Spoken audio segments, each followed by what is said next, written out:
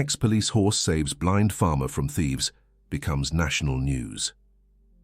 The animal appeared at the farm and quickly formed a bond with the blind man. During the night, he detected the invasion and acted before everyone else. Thanks to him, the thieves were captured and the story gained national attention. If this story interested you, don't forget to subscribe to our channel and tell us which city you're watching from. Let's continue. I promise this will be the best story you'll hear in your life. At Shadow Valley Farm, the dawn brought with it the damp smell of wet earth and the soft song of birds announcing another day. Robert Mitchell, a man with features marked by time and life, walked with slow and sure steps across the yard, guided by the familiar touch of his cane. His eyes, covered by a thin opaque film, could no longer see the vibrant colors of the sunrise, nor the intense green of the vegetation surrounding his property. An accident during a storm 5 years ago had stolen his vision, but not his determination. "Robert, coffee's ready," Claire shouted from the kitchen window, her voice echoing across the vastness of the farm. Claire, his wife of 20 years, was the pillar that kept the family together after the tragedy. With her brown hair always tied in a disheveled bun and hands calloused from hard work, she had taken on many of the farm responsibilities, never showing weakness. The couple's teenage children, Matthew and Julie, completed the family picture. Matthew, at 17, had inherited his father's stubbornness and his mother's captivating smile. Julie, 2 years younger, carried in her eyes the sharp intelligence and sensitivity that made her Robert's confidant on nights when memories of the past kept him awake. "I'm coming," replied Robert, turning toward the house. Even without sight, he knew every inch of that land. Every stone, every tree, every uneven spot on the ground was mapped in his mind. The farm was his world, now reduced to sounds, smells, and textures that guided him like an invisible compass. Breakfast was proceeding with the usual exchange of words about the day's chores when the distant sound of an engine cut through the morning tranquility. It wasn't common to receive visitors in that isolated corner, where dirt roads wound between hills and valleys like almost forgotten veins. "Who could that be at this hour?" asked Claire, rising to look out the window. "It's Michael, and he's not alone." Michael Anderson was an old family friend, Robert's former partner from when they both worked in the rural police. After the accident that took Robert's vision, Michael had distanced himself, consumed by the guilt he felt for not being able to prevent the tragedy. His visit, after so long, could only mean something important. "He brought a horse," announced Matthew, who had already run outside, excited by the novelty. And what an impressive animal! Robert felt a tightness in his chest. The mention of horses always awakened in him a mixture of nostalgia and apprehension. Before the accident, he was known as one of the best horsemen in the region, capable of taming the most skittish animals. Now that skill was just a distant memory, like so many other things that darkness had stolen from him. "Robert, my friend!" Michael's deep voice echoed across the yard as he approached. "I know it's been a long time, but I've brought something that might change your life." Michael's heavy footsteps were followed by the rhythmic sound of hooves on the packed dirt ground. Robert could sense the imposing presence of the animal even without seeing it. There was something different about this horse, an energy that seemed to vibrate in the air around it. "This is Guardian," continued Michael, leading the animal to Robert. He was trained to be a guide horse. He spent the last few years working with special police units, but his handler, well, he's no longer with us. Since then, Guardian hasn't accepted anyone else. "Michael, I appreciate it, but I can't accept," replied Robert, taking a step back. "I haven't ridden since the accident. Besides, how could a blind man lead a horse?" "You won't be leading him, Robert," explained Michael with a smile in his voice. "He'll guide you. Guardian isn't an ordinary horse. He was trained to detect threats, identify safe paths, and protect his handler. And most importantly, he chooses whom he'll serve." As if understanding Michael's words, the horse moved forward, slowly, and rested his muzzle on Robert's shoulder. The gentle touch made the man tremble. There was a silent communication in that gesture, an immediate connection that transcended words. "He's already chosen," whispered Claire, observing the seen with tearful eyes. In the days that followed, Guardian's presence transformed the farm's routine. The animal demonstrated an almost supernatural intelligence, anticipating Robert's movements, guiding him with precision through the property's paths. A light touch, a whispered command, and the horse responded with perfect harmony. "It's as if he could read my thoughts," commented Robert during dinner, a week after the animal's arrival. "Today he took me to the creek, following exactly the path I had in mind." "He's special, Dad," agreed Julie. "But have you noticed how alert he gets when he approaches the north fence? It's almost as if he were watching something." Julie's observation planted a seed of unease. In the following days, small details began to catch the family's attention. Tools out of place, tire marks on the dirt road leading to the farm, the distant sound of engines during the night. Guardian, in turn, became increasingly vigilant, performing nightly rounds around the property like a tireless sentinel. "I found this near the west fence," said Matthew one afternoon, placing a small metal object in his father's hand. "It looks like some kind of improvised camera." Robert slid his fingers over the device's surface, immediately recognizing its purpose. It was surveillance equipment, rudimentary but effective, the type used in reconnaissance operations. The discovery made his heart race. It wasn't paranoia. Someone was watching the farm. "Don't touch anything," instructed Robert, his police instinct awakening after years of dormancy. "We shouldn't alert whoever is watching us. We need to find out why before we act." That night, as the family quietly discussed the next steps, the sound of hooves in the yard alerted Robert. Guardian was restless, neighing in a rhythmic pattern that almost seemed like a code. Something was wrong. The clock showed 3 in the morning when Robert was awakened by Guardian's insistent neighing. Beside him, Claire also woke up, alarmed by the unusual sound. "What's happening?" she whispered, grabbing her husband's arm. "I don't know, but Guardian is trying to tell us something," replied Robert, already getting up and feeling around for his clothes. There was urgency in the sounds the animal was making, an alert pattern that he was beginning to recognize. Robert went out to the yard, guided by his cane, but soon felt the horse's presence beside him. Guardian gently pressed his body against Robert's, offering support and direction. The pre-dawn air was heavy with moisture, heralding rain, and carried with it a strange smell that Robert couldn't immediately identify. "What have you found, friend?" murmured Robert, running his hand along the animal's neck. Guardian moved slowly, guiding Robert toward the northern boundary of the property.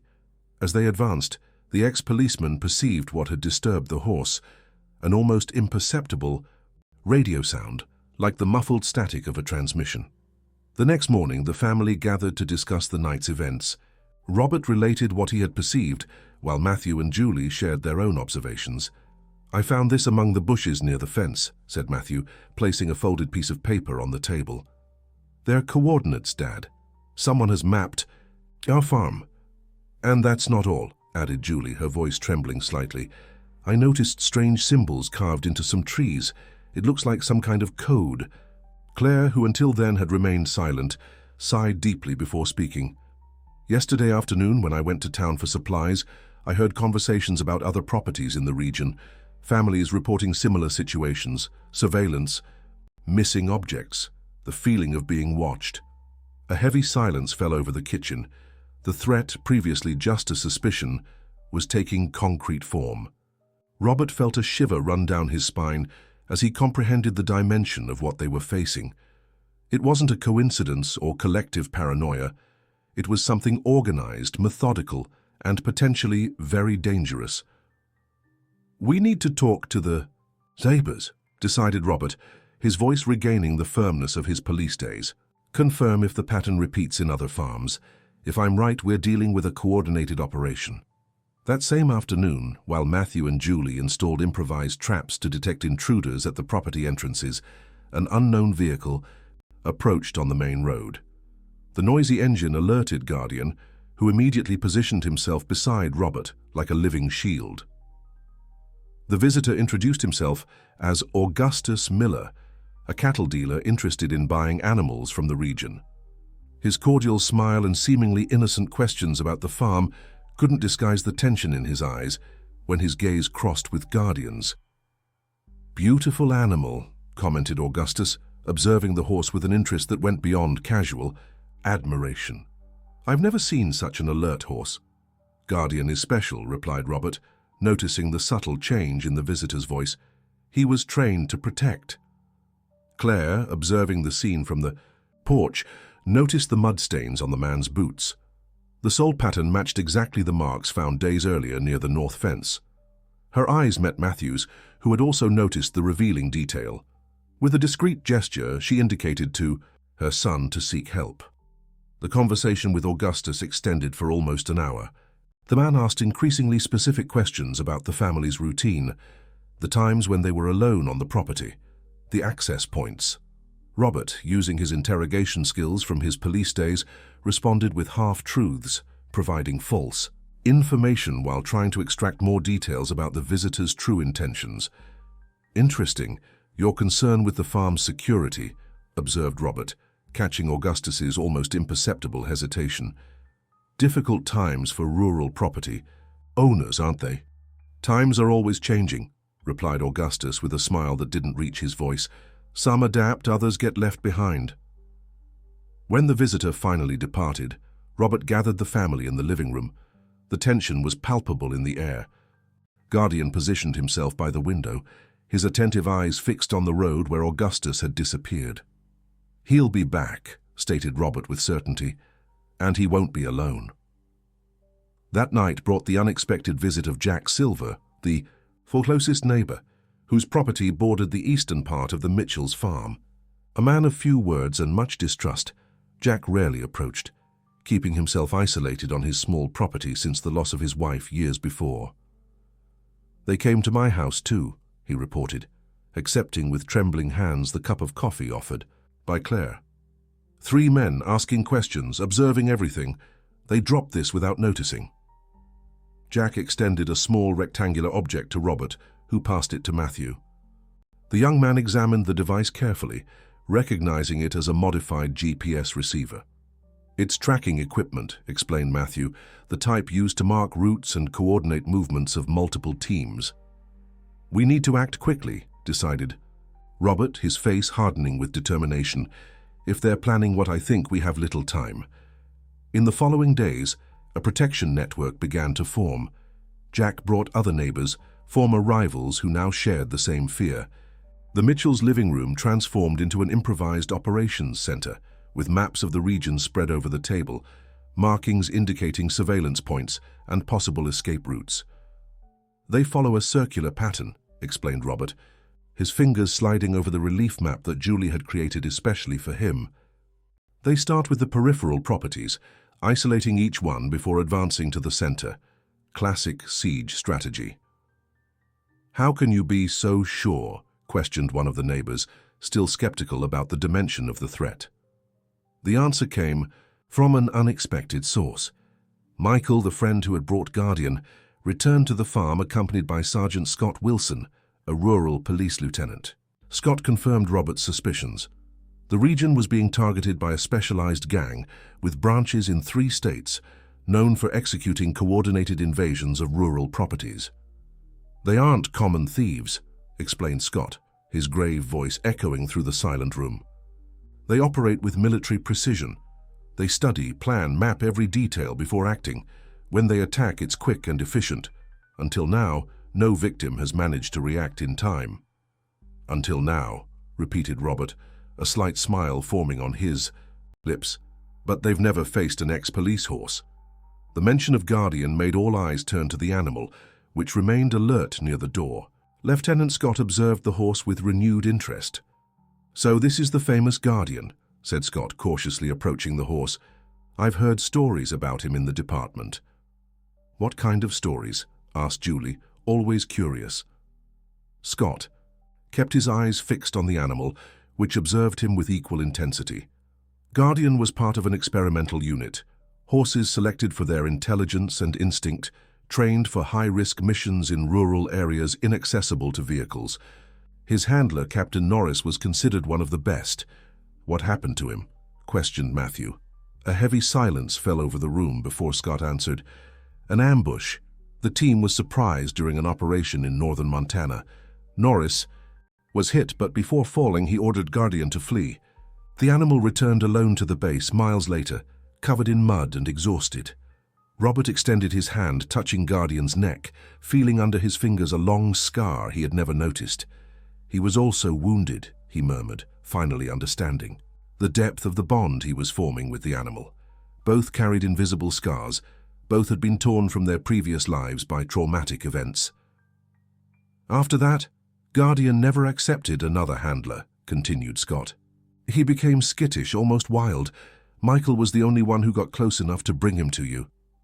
I knew you two would understand each other, interrupted Michael, who until then had remained silent. Two wounded warriors, recognizing each other. The conversation was interrupted by Jack, who turned his attention to the map on the table. All this is very moving, but it doesn't solve our problem. How are we going to face an organized gang? We're just farmers. No, corrected Robert, his voice gaining a tone of command he hadn't used in years. We are a community, and we'll fight as one. In the next 3 days, the Mitchell farm transformed into a true headquarters. Neighbors who before barely greeted each other now worked side by side, following the plan meticulously elaborated by Robert and Scott. Claire, revealing a leadership that surprised even her husband, coordinated work groups, distributing tasks, and keeping everyone's determination high with her unwavering optimism. The key point is predictability, explained Robert during a meeting with the neighbors. They expect to find isolated, unprotected, and unprepared properties. We're going to offer exactly the opposite. The plan was audacious. Instead of trying to protect all farms simultaneously, an impossible task with their limited resources, they would concentrate efforts on the Mitchell property, transforming it into a trap for the invaders. The north, part of the farm will be deliberately left exposed, continued Robert, his fingers tracing the contour on the tactile map. Sensors improvised by Matthew will alert us to any approach. We'll create a false sense of vulnerability, attracting them exactly where we want. But the north part is close to the bedrooms, observed Claire, her face tense with concern. It's very risky. Robert held his wife's hands between his, feeling the almost imperceptible tremor that ran through them. Trust me, Claire, trust us. This time we will be the ones to choose the battlefield. The night before, the plan brought with it a violent storm, as if nature itself wanted to test the determination of those preparing for the confrontation. Lightning cut through the sky at irregular intervals, briefly illuminating the yard where Guardian remained alert, his dark coat shining under the torrential rain. Inside the house, the family gathered in the living room waited in silence. Julie, always the most sensitive, observed the storm through the window, her eyes reflecting each flash. "It's like that night, isn't it, Dad?" she asked softly, referring to the storm that had taken Robert's vision. "Yes," he replied, a slight smile forming on his lips. "But this time I'm prepared." The dawn was advancing slowly when the first alert sounded. One of the sensors installed by Matthew detected movement at the north fence, exactly as predicted. Guardian, who until then had remained motionless, raised, his head in alert, his ears moving in the direction of the almost imperceptible sound of footsteps in the mud. "They've arrived," announced Robert, standing up. His voice was calm, almost serene, as if he had been waiting for this moment for years. "Everyone to your posts." Claire briefly embraced her husband before heading to her designated position by the radio that maintained contact with the neighbors, strategically positioned around the property. Matthew and Julie exchanged a determined look before moving to their own posts. No one said a word. It wasn't necessary. Each perfectly understood their role in the plan. Robert walked to the stable, where Guardian awaited him. With precise movements, the fruit of hours of practice in the previous days, he mounted the animal without need of a saddle. The direct contact with the horse's body allowed for a more immediate communication, essential for what was to come. "Let's go, friend," whispered Robert, leaning over the animal's neck. "Show me the way." Guardian moved silently out of the stable, his hooves barely making a sound on the rain-soaked earth. The rain continued to fall, but with less intensity now, creating a curtain of water that made vision difficult, an advantage for someone who had learned to navigate in the dark. The first invader crossed the north fence exactly at 3:42 in the morning, followed closely by two more. Armed and wearing dark clothes that blended with the night, they moved with the confidence of those who believe they have the element of surprise on their side. They were unaware that each step of theirs was being monitored, each movement anticipated. Robert, guided by Guardian's keen instincts, positioned himself strategically among the trees that lined the main path.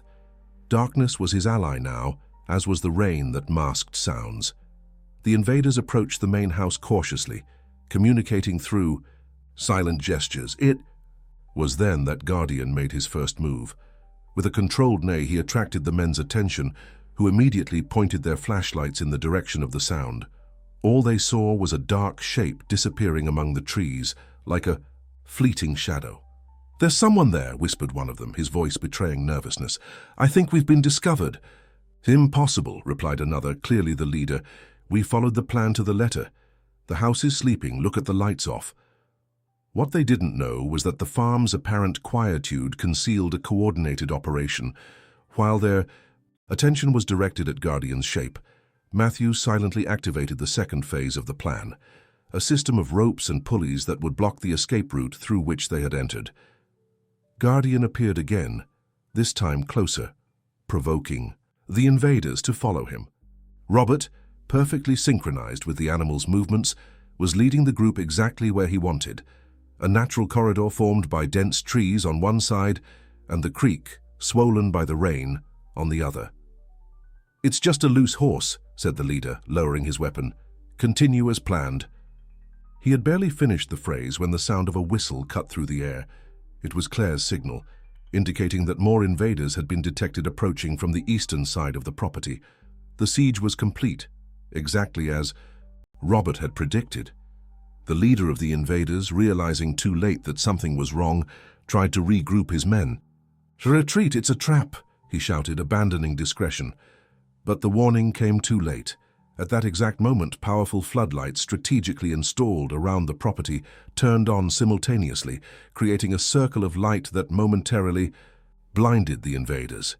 Disoriented by the sudden brightness and the rain that didn't stop, the men tried to disperse, only to discover that all escape routes had been blocked. On one side, the overflowing creek had become an impassable barrier. On the other, neighbors armed with agricultural tools formed an impenetrable line. It was at this moment that Robert made his most dramatic entrance. Mounted on Guardian, he emerged from the darkness like an apparition, man and animal moving.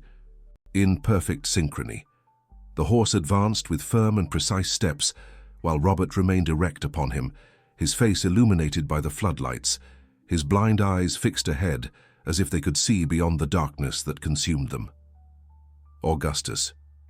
"Miller," called Robert, his voice cutting through the air like a blade. "Or should I say Carl Matthews, wanted in 3 states for leading a gang specialized in rural invasions." The leader of the invaders froze upon hearing his real name. The surprise on his face was evident. How could a blind man identify him with such precision? "How?" he began, but was interrupted by Guardian's imposing neigh. "Your mistake was underestimating a united community," replied Robert, dismounting with a fluid movement, "and mainly underestimating an ex-police horse." Chapter. That moment, sirens began to sound in the distance. Scott had strategically positioned patrol cars around the property, ready to intervene at the right moment. The invaders, surrounded and without options, surrendered without additional resistance. As they were detained, Carl's gaze crossed with Robert's one last time. "You shouldn't have been able to," he murmured, the incredulity still evident in his voice. "A blind man on an isolated farm?" Robert smiled, extending his hand to caress Guardian's neck, who remained faithfully by his side. "True vision goes far beyond the eyes, Matthews. It's a pity you never understood that." When dawn, finally, broke on the horizon, dissipating the last shadows of the turbulent night, the Mitchell farm transformed into a center of intense activity. Police catalogued evidence, neighbors shared accounts, and journalists began to arrive. attracted by the news that a rural community had managed to dismantle one of the country's most wanted gangs. Claire found Robert sitting on the porch, Guardian, lying at his feet like a silent guardian. She sat beside her husband, resting her head on his shoulder. "I'm proud of you," she whispered, intertwining her fingers with his. "Of us." Robert nodded, feeling the warmth of the rising sun on his face. "This is just the beginning, Claire. What we did here can be replicated in other communities. Ordinary people, united by a common purpose, can accomplish the extraordinary." Robert's words proved prophetic in the months that followed. The story of Shadow Valley Farm spread rapidly, inspiring other rural communities to form their own protection networks. The model created by Robert, based on cooperation, simple technology, and local knowledge, became a case study for police forces across the country. Julie, revealing a talent for communication that surprised everyone, began to document the experience. With a borrowed camera and much determination, she recorded testimonials, photographed the improvised defense system, and edited a documentary that soon caught the attention of regional festivals. "Dad, we received an invitation to present our project in Washington," she announced one morning, entering the kitchen with an official envelope in her hands. "The Department of Agriculture wants to implement our model in other vulnerable regions." Matthew, who had discovered a vocation for engineering during the creation of the security devices, received a scholarship to develop accessible technologies for rural properties. His interactive maps, initially created to help his father visualize the property, evolved into software that combined climate data, security routes, and agricultural planning. "It's amazing how a threat ended up transforming into so many opportunities," commented Claire during dinner, observing with pride her children animatedly discussing their projects. The most profound transformation, however, occurred in Robert. The experience of leading the community against the invaders had awakened in him abilities he thought lost forever. The darkness that had surrounded him since the accident was no longer a prison, but a space where other senses flourished: acute hearing, sensitive touch, sharpened intuition. "You know what impresses me most?" said Michael during one of his regular visits. "How you and Guardian communicate. It's almost supernatural." Robert smiled, extending his hand to the horse that never strayed far from him. "There's nothing supernatural about it, Michael. It's just absolute trust. Guardian sees for me and I feel for him. We complete each other." The connection between man and animal transcended the usual relationship between rider and mount. It was a partnership based on mutual respect and deep understanding. Guardian had found in Robert a new purpose, just as Robert had found in Guardian a new form of freedom. The impact of the story crossed borders when Julie's documentary won an international award. Sentinels of the Field, the story of a man and his horse, touched hearts around the world, not only for the courage demonstrated in the face of adversity, but for the underlying message of overcoming and hope. On an especially hot summer afternoon, almost a year after the events that had changed their lives, the Mitchell family gathered under the shade of the large oak tree in the yard. Neighbors arrived bringing food and drink for the celebration that had become an annual tradition, the anniversary of the night when a community found its voice. Robert, seated in his favorite chair, listened to the animated conversations around him. Claire organized the tables with her habitual efficiency, while Matthew explained to a group of university students the functioning of the sensors he had developed. Julie, always with her camera in hand, captured moments that one day would be part of a new documentary. Guardian grazed peacefully nearby, occasionally raising his head to observe the scene as if he too appreciated the fruit of his work. The scars in his dark coat had faded with time, as had the invisible wounds he carried since the loss of his first handler. "A penny for your thoughts," said Claire, sitting beside her husband and placing a glass of fresh lemonade in his hand. Robert smiled, feeling the familiar scent of his wife mixed with the smells of the earth, the food and the life that pulsed around him. "I was thinking about how darkness can sometimes reveal lights that we would never perceive otherwise." Claire gently squeezed his hand, understanding the depth of those words. "You transformed our farm into a beacon, Robert, a place that illuminates paths for others. At that moment, as if understanding the conversation, Guardian approached and rested his muzzle on Robert's shoulder. The gesture, simple but loaded with meaning, summarized the extraordinary journey they had shared, from vulnerability to strength, from isolation to community, from darkness to the renewed light of a greater purpose. "It wasn't me," replied Robert, caressing the animal's neck. "It was us. All of us together, seeing beyond appearances, finding strength where others saw only fragility." The celebration continued until nightfall, when stars began to dot the sky like silent witnesses to a story that was still far from ending. Shadow Valley Farm, once a place marked by isolation and fear, now pulsed with new life and purpose, a living testament to the transformative power of courage, community, and the true connection between all forms of life. End of story. Dear listeners, we hope that the story of Robert and Guardian has touched your hearts. To continue this journey of emotions, we've prepared a special playlist with equally captivating stories. Find it here by clicking on the left. If you like this narrative, don't forget to subscribe to our channel and leave your like on the video. Daily, we bring unique stories that explore the complexity of life and the strength of the bonds that unite us. Don't miss our upcoming content.